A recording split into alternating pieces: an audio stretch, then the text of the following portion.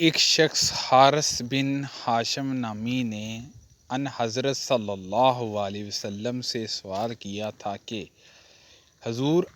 آپ پر وحی کیسے نازل ہوتی ہے؟ آپ صلی اللہ علیہ وسلم نے فرمایا کہ وحی نازل ہوتے وقت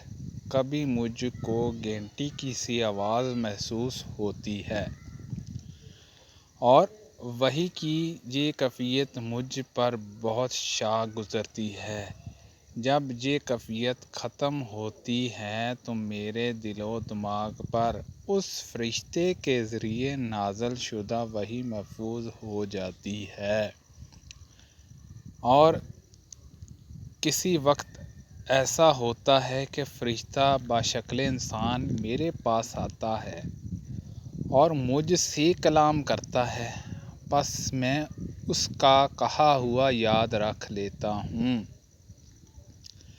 حضرت عائشہ رضی اللہ عنہا کا بیان ہے کہ میں نے سخت کڑاکے کی سردی میں ان حضرت صلی اللہ علیہ وسلم کو دیکھا ہے کہ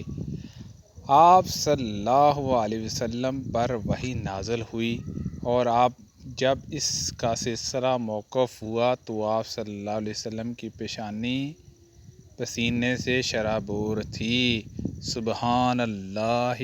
عز و جل۔